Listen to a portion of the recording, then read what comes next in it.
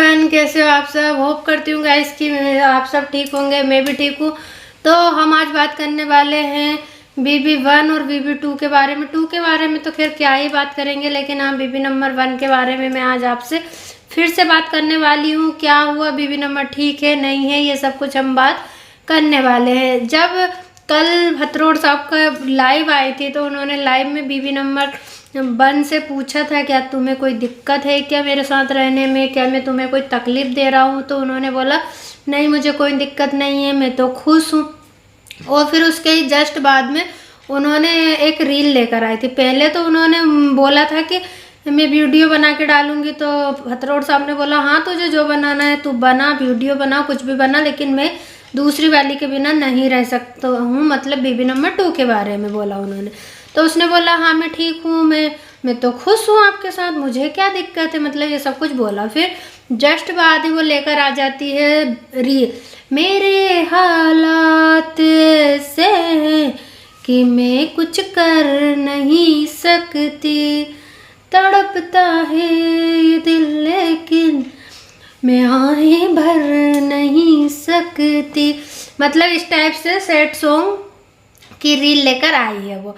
तो रील लेकर आई तो रील से ये दिख रहा है कि भाई BB नंबर 1 जो है वो कुछ कर नहीं सकती अपने हस्बैंड के सामने, उसकी चलती नहीं है, मतलब हस्बैंड से डर के रहती है। तो वो लाइव में तो ऑडियंस को उसका हस्बैंड जैसा बोलेगा वैसे ही बोल रही है, और फिर रील के माध्यम से अपनी ऑडियंस को ये बता रही है कि मैं अपने हस्बैंड से डरती हूँ, मेरे हालात ऐसे हैं कि मैं कुछ नहीं कर सकती हूँ, मुझे बुरा लग रहा है, मुझे तकलीफ हो रही है, लेकिन मैं कुछ कर नहीं सकती हूँ। चलो वो सब बातें ठीक है, सुनने में आ रहा है गाइस, मैंने नहीं देखा है, मैं पहले ही क्लियर कर दे रही हूँ, मैंने नहीं देखा है। सुबह सुबह बोलते हैं कि आज सुबह सुबह BB नंबर 1 ने एक लाइव की थी 4 से 5 मिनट की, और लाइव करते करते वो रोने लगी और पीछे से फोड़ तोड़ की आवाज़ आने लगी। शायद उनके हस्बैंड ने उनको मारा पीटा, उनका मोबाइल छुड़ा लिया, कुछ भी किया है, ये तो क्या पता नहीं है क्या हुआ था। उसके बाद अभी शाम को जस्ट एक अच्छे से उनकी रील आई है, जो अपनी फ्रेंड के घर पे रहने गई थी, वो वाली रील उन्होंने डाली है।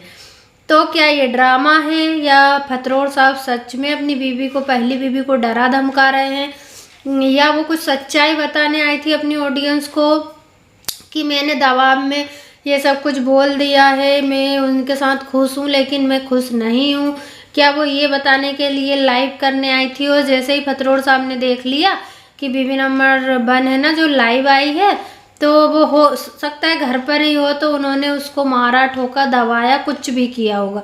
अब ये सब हम लोग एक जजमेंट लगा रहे हैं, किसी को ये क्लियर पता नहीं है, क्योंकि जब तक BB नंबर 1 आकर कुछ भी यहाँ पर अनाउंसमेंट नहीं करती, अपनी ऑफिशियल चैनल से कुछ भी नहीं बताती, तब तक हम इस चीज़ का दावा नहीं कर सकते हैं।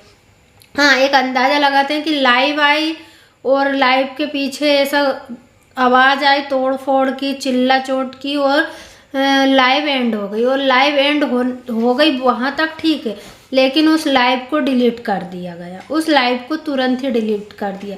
तो क्या इस लाइव को भतरोड़ साहब ने डिलीट किया है, या BB नंबर 1 ऐसा दिखाना चाहती है कि मेरे हस्बैंड मुझ पे जुल्म करते हैं,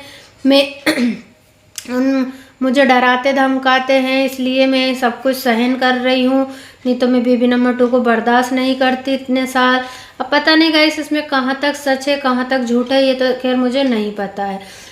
तो भतरोड़ साहब ने बोला था मैं उसके बिना नहीं रह सकता हूँ अभी, और उन्होंने लाइव आने का भी बोला था कि मैं लाइव आऊँगा उसके साथ और सब कुछ बताऊंगा। वो नाराज़ है लेकिन मैं उसे मना लूँगा और मैं उसी के साथ रहूँगा, और मैं उससे बहुत प्यार करता हूँ, उसके बिना नहीं रह सकता।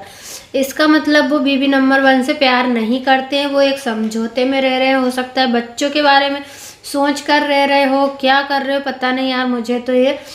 लेकिन मैं BB नंबर 1 से बस यही कहना चाहती हूँ कि अगर तुम्हें अपने पति के साथ रहने में दिक्कत हो रही है, अगर तुम्हारा पति तुम्हें परेशान कर रहा है, या तुम उसके साथ रह नहीं पा रही हो, अपनी सौतन को बर्दाश्त नहीं कर पा रही हो, तो मेरी आपसे यही है कि आप अलग हो जाइए और अपनी खुशियाँ अलग ढूंढिए अपने बच्चों के साथ, और अपना खर्चा पानी आप तो वैसे ही कर सकते हो, और अगर तलाक दोगे तो आपको मिल ही जाएगा सब कुछ।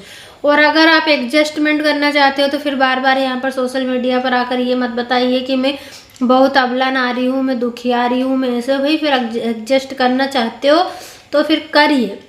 रिएक्शन चैनल वाले आपके साथ नहीं आएंगे यहाँ पर बोलने, और या तो आप उनसे अलग हो जाइए, या एडजस्ट कर रहे हो अपनी मर्जी से कर रहे हो तो आप फिर अपना दुख दर्द यहाँ पर मत सुनाइए, या तो फिर स्टैंड लीजिए, या नहीं ले सकते तो फिर ऑडियंस को हिंट भी मत दीजिए।